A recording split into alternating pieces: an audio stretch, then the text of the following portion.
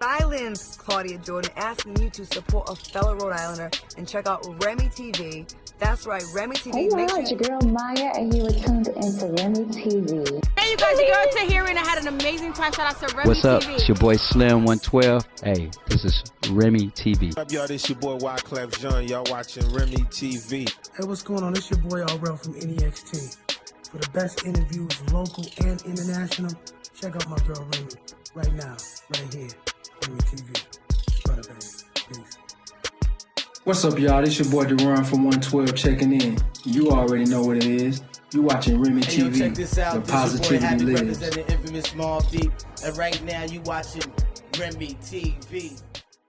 What's going on, everybody? We are back with the second segment of Remi TV. Today I have two amazing guests. We have Marcus and Michelle. Hey, y'all. How are you guys? Good, good. How are you guys look so good today. Listen, I love the matching shirts. Thank you so much. Thank you. And you guys are hip hop gospel artists, right? Correct. Yes. Yep. That's amazing. You guys are a married couple? Yes, we are. Okay. 10 years. 10 years. That's a long time. And we're going to get into some couple stuff later on, right? Uh-oh.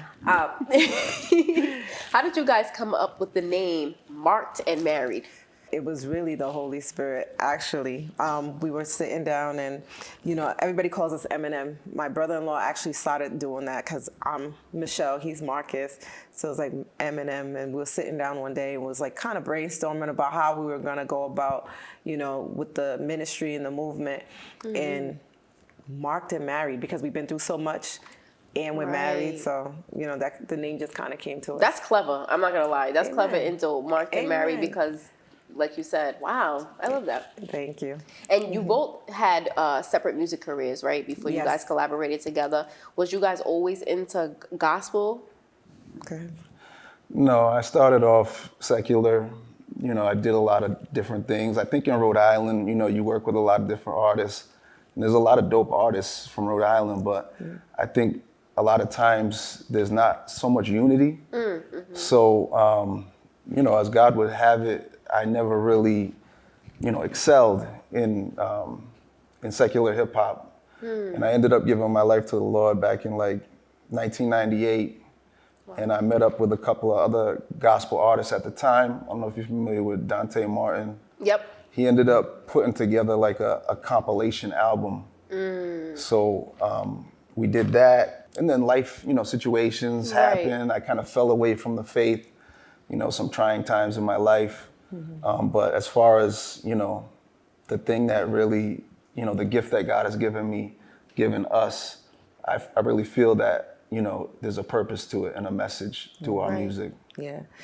For me, like I started off doing like talent shows around Providence, you know, and it wasn't always gospel. Same story, kind of got saved, and then me and my sisters, we started a group called Voices of Grace. We did a whole gospel album. That was a few years ago.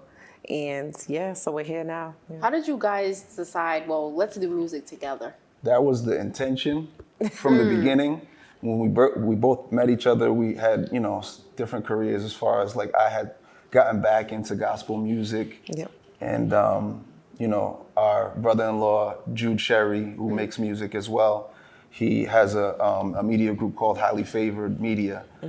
So initially when I first heard my wife, you know, at the time we weren't married, but I was very intrigued when I first heard her rapping. Intrigued. Yeah, I was definitely blown away. And, you know, that's kind of what brought us together initially. But 10 years, life happens, you know, you're having children, you're working full-time jobs. So we kind of, you know, never really made any music during those 10 years. That's crazy. At the same time, we were going through life experiences, challenges that I really feel like now is basically all of the substance to what our music is about to bring forth to the world. Right. Amen. And your music is good. Amen. Thank you. Listen, I cannot wait to premiere this video of you guys. Thank you so much. Can you tell us more about the song and the video that you guys, because you just premiered something, right? A few days ago. Can you tell us like what the song is about and the name and everything? Yep. So the song is called The Other Side. What it's basically about is our life before Christ and what it is today, and through our trials and our tribulations and all of that stuff brought together, now we're here and we're doing what God intended for us to do in the first place. So, in a nutshell, but Right. Yeah, no, I think basically, if you watch the video, it's kind of evident, and that's what we really wanted to capture, is the message of redemption. You know, the beginning of what we were going through, kind of bring it to the place where you see the transition into the life that we currently live. Right. Marcus, I quoted you because I would love to know the journey, right? So in the song you said, I ain't always lived for Christ. I was flipping pies and thugging, right? When did you decide to give your life to God, and what was the journey like for the both of you? Because I know you said 1998, but what made you say, you know, I want to give myself to the Lord? I would love to hear that from you as well. Yeah, my journey began when I was 16. And it was a rocky road from 16 because, you know, we're still in high school. There's still so much temptation. There's still, you know, all that stuff going on. But when I really decided was after I had my son, which was my college year, my first year in college at URI. And I just made a decision. I was tired of the life that I was living. I was tired of, you know, the disappointments, the heartaches, the heartbreaks. I was tired of it. So, you know, I made a decision to just try him for real, you know. And then that's when, you know, I kind of went through a long journey again after that, met my husband. And still, you know, trials will never cease. You'll always have problems. You'll always have something that you have to face. But when I met him, we just were on the same page. We loved God. We served the same God. We, you know, and we had the same idea, you know, even though we still have our ups and downs and our, you know, the things that we had to deal with, you know, in our relationship. But that's how my journey began. So for me, I mean, we don't have that much time, but to kind of put it into like a small testimony. You know, I was not raised in the church. My mother kind of got saved out of a lifestyle of, you know, drugs and alcohol and partying and stuff like that. So, you know, I always had in my mind what I was supposed to do or the right way to live. But I always kind of was like, I'll serve God when I'm older because you want to have a good time when you're young. But when I started to get older, it was actually, I started to hang out with some people that were, they were actually incorporating like the Bible in their music. I wouldn't say they were Christian artists, but these brothers called Roulette. I don't know if you're familiar with Swan Nadi and Caliber. They were hip hop MCs from Rhode Island. Well, actually, I think Connecticut and Rhode Island. But I started to study the Bible to kind of like get better lyrically. Right. And through that, the Holy Spirit just started to just change my life. Amen. There's a lot in between that because at a certain point, you know, when you don't have people in your life that are serving God, it's hard to do it on your own. Amen. So I drifted away and I got deep into that lifestyle that you see in the video. And it wasn't until I had a situation where, you know, I got raided, you know, I was facing years for a gun charge and drug charges. And that was my moment of truth. That was the time where God had to just put me in that place of confinement and to see where my life was really going. And I decided to, you know, give my life to God. It wasn't like overnight, but, you know, it was a journey and it's a continuing journey every day. Right. I love that. Can you give some advice to people who are thinking about transitioning and it's like a fight, it's a battle? Because we know it is a spiritual battle here, right? Yeah. Can you give advice to somebody who may be afraid to take that first step? I think what I would say to anybody that's struggling is just keep going. Don't stop, you know. Life, like getting up in the morning, waking up, it's a part of continuing on, you know. Some people don't want to get out of bed. Some people don't, you know, there's some people that can't get out of bed. But if you have the ability to do it, just keep going and try God. Like, if you really want him or if you really want to seek his face, like, and as much as it seems scary and it seems hard and there's so many false prophets out there, there's so many false preachers out there, you don't really know who to trust, just try him for yourself, you know? It's, I mean, I don't know how. I think that's the best explanation that you can have is don't allow other people to dictate, you know, what you know about God. Find out for yourself, you know, because like she said, there's a lot of people that are not who they say they are, you know, and a lot of people are turned off by people in the church living a hypocritical life. But my pastor always says, and I want to give a shout out to Pastor Claudius Cooper.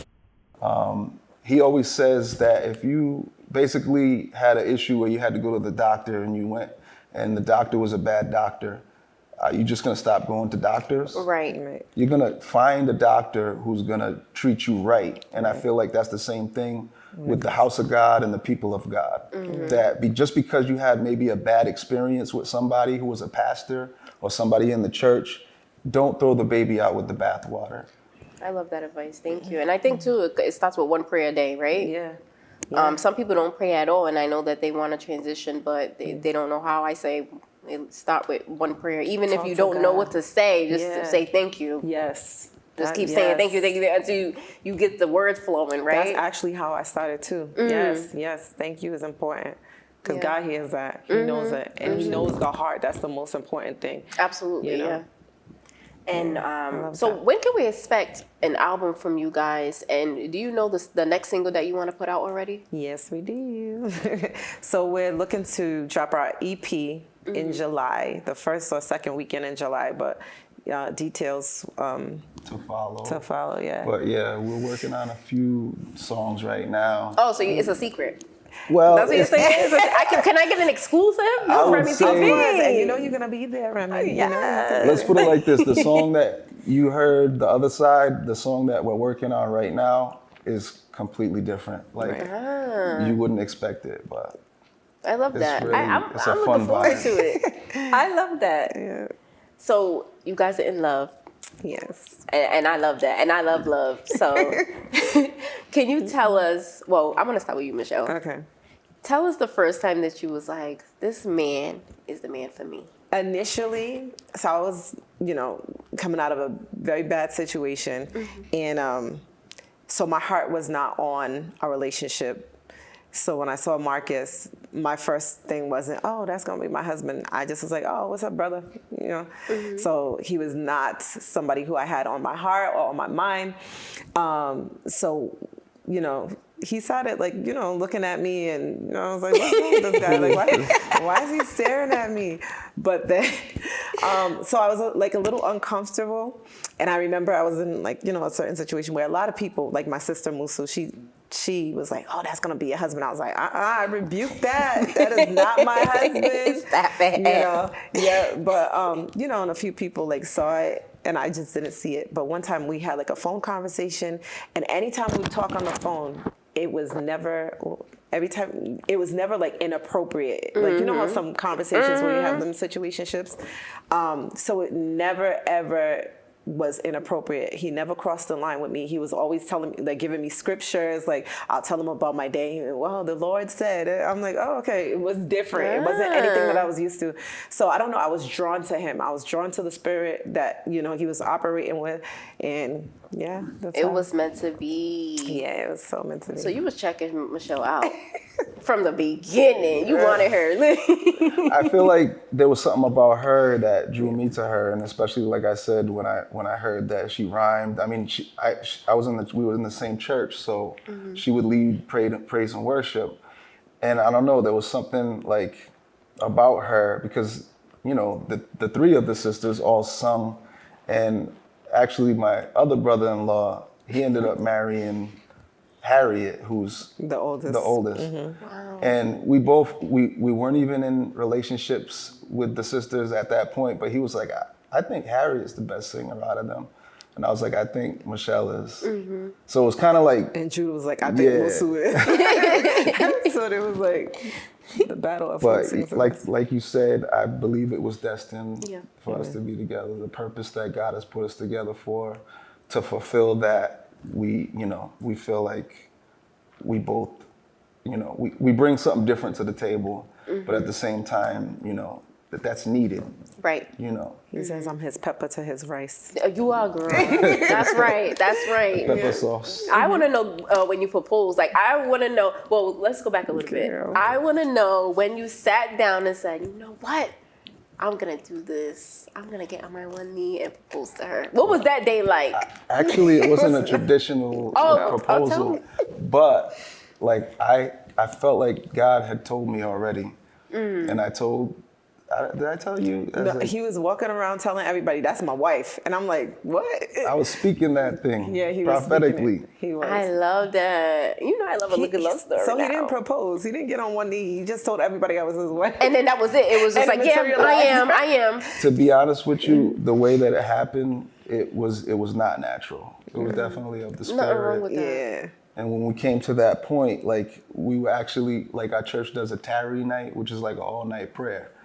So we were together that night, and a word came, a prophetic word. And it had to do with just God releasing my wife from all the things that she had went through before, and that God was giving her, like, basically the confirmation to go forward.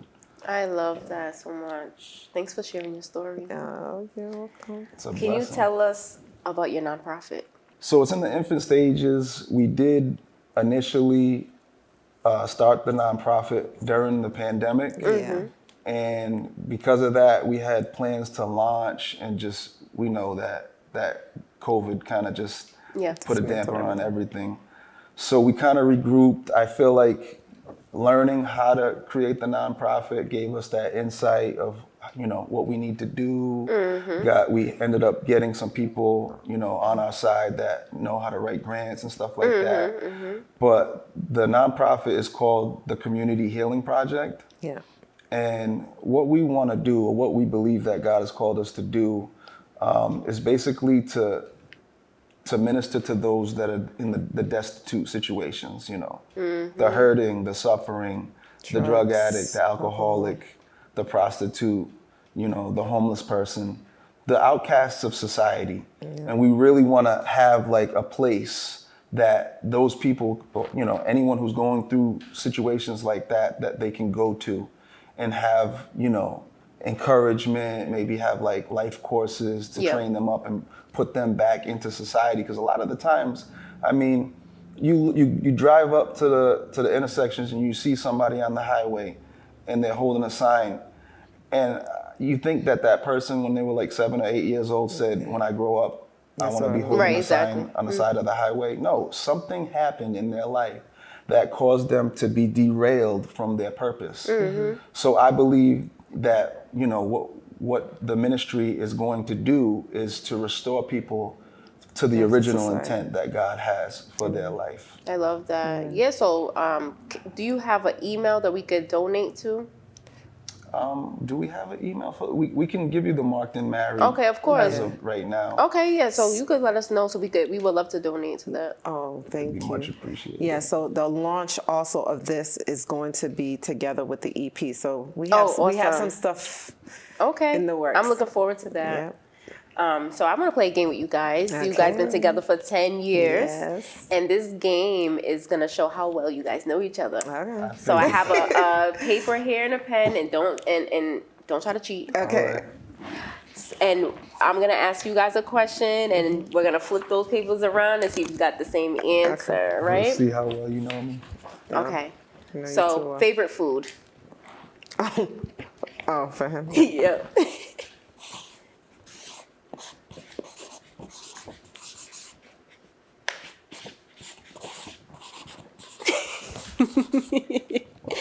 All right, let's see it. Fufu with soup and pizza and pasta. Yes, was she right? She's right. And fufu with soup is my favorite. Okay. All right. Favorite TV show?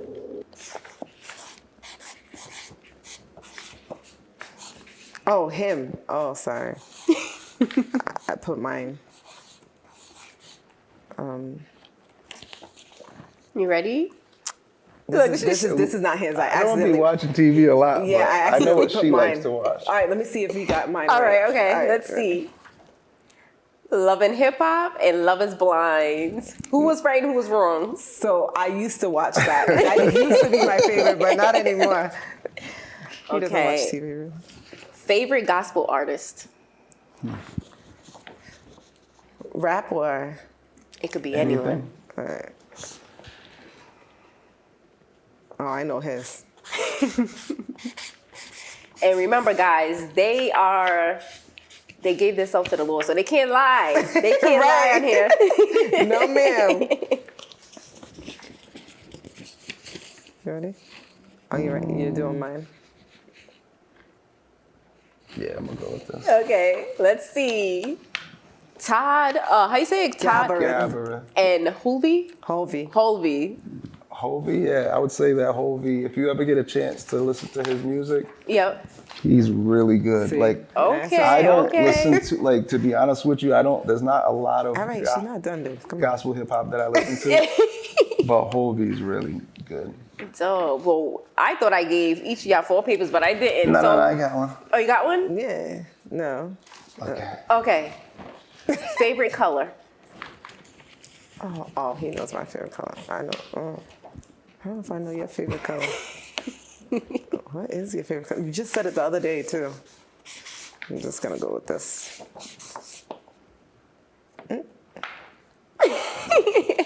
Let's see. No, Marcus. Red and green. So he got it wrong.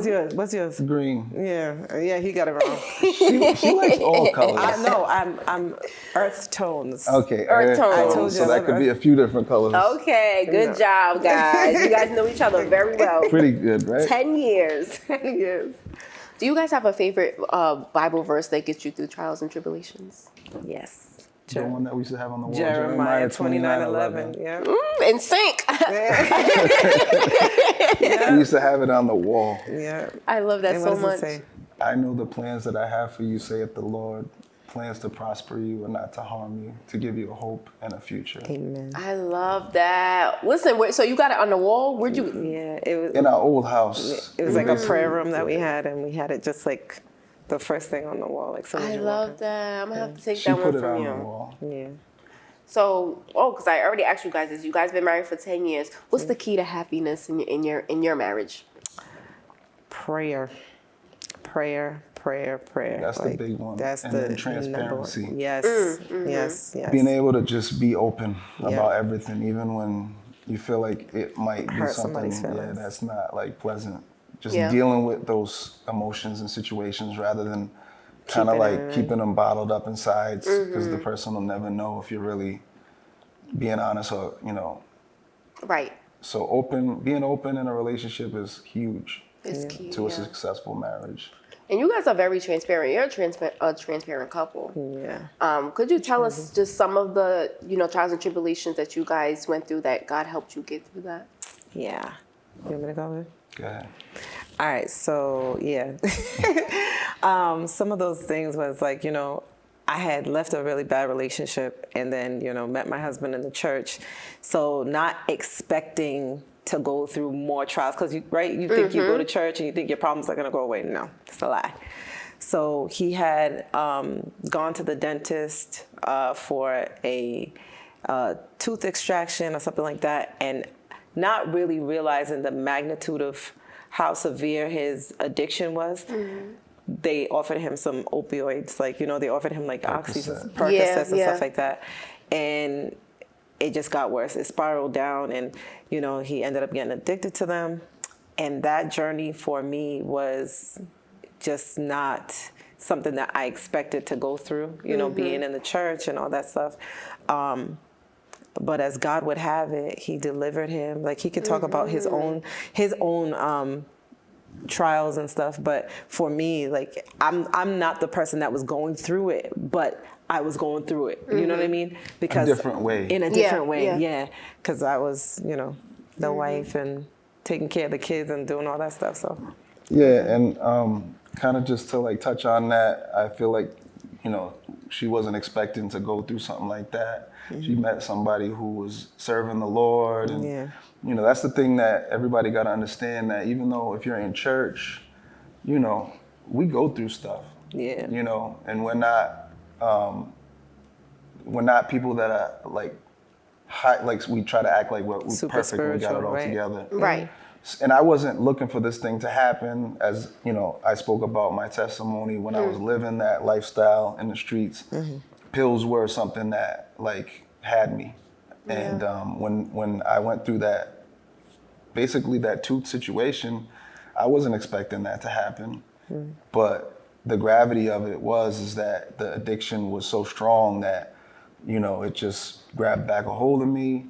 I tried to, you know, play it off like everything was good. Nobody knew what was going on, because for anyone who's ever gone through an addiction like that, you know, you enjoy getting that feeling that drug gives you. Yeah. But at the end of the day, the outcome and the effects that it causes, you know, destroying relationships, destroying families, you know, separating husbands from wives, children.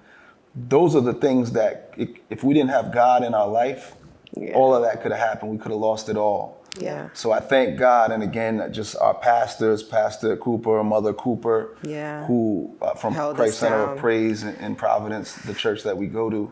They really just stepped in and just prayed us through, and just were a great support system. All the people that were in our life and continue to be in our life are a great support system. So. Wow. And I just want to say really quick too, Remy, like with that, you know, being in that situation with Marcus, one thing I had to do as the wife was go back to my vows, because I'm sure all of us know people who have suffered from addiction, and it's like a cycle. It's just like, all right, you think they're done, and then they start up again. You think they're done, and they start up again. One thing I had to do was remember my vows. And I had to literally go online and look that joint up and say, okay, what did I say on this altar again? What did I promise before God and my family? And looking at my vows, seeing through sickness and health, for better or for worse, till death do us part, I had to reiterate like in my mind, and then I had to call him up even on days that he was struggling. I had to speak life into him. And I think those were some of the things that kind of helped us to overcome, and that's part of why we wanted to bring together also the Community Healing Project, because there's families that are broken. Absolutely. There's families that don't have the strategy, they don't know how. So instead of encouraging or uplifting, they push that person away, which forces them deeper into the drugs, you know. So yeah, so that was one thing that I had to really, really search myself and do constantly. Right. Thank you for sharing your story with me. And I'm pretty sure it's going to help a ton of people. And there's a lot of people suffering in silence, and I think that, you know, your story will encourage them to be able to move forward, you know, transition into giving their life to God, and also getting through those trials and tribulations and married stuff, you know what I mean? Because a lot of people think that they see certain people on TV and they say goals and they think that life is grand and perfect, but marriage is not easy, right? And there's always going to be something in there, because remember, it's two individual people that's coming together, but everybody has different characteristics, different ways of thinking and communicating, you know what I'm saying? So I think your story is going to help a lot of people. Thank you. Before we go, would you be able to tell us how we could find you on YouTube and your socials and everything? Yeah, Marcus. So the YouTube channel is at Marked and Married, just spelled out the whole word. Instagram, it's marked_and_married. Facebook, it's M_and_M. And we do have a TikTok as well. It's the same as the Instagram, marked_and_married. Yeah. And we also have a website, basically we're working on right now, but it's www.markedandmarried.com. Awesome. Guys, thank you so much for coming on the show. Before we close out, we are going to premiere their video. So this is Remi TV. This is Marcus and Michelle. Close us out. We just want you to get the message. The name of the song is The Other Side, and I hope you enjoy it. If you like it, share it. Let somebody know the message. All right, peace out, y'all. We appreciate the love and support. Fellow Rhode Islander, and check out Remi TV. That's right, Remi TV. Hey, y'all, it's your girl Maya, and you were tuned into Remi TV. Hey, you guys, you got to hear it. I had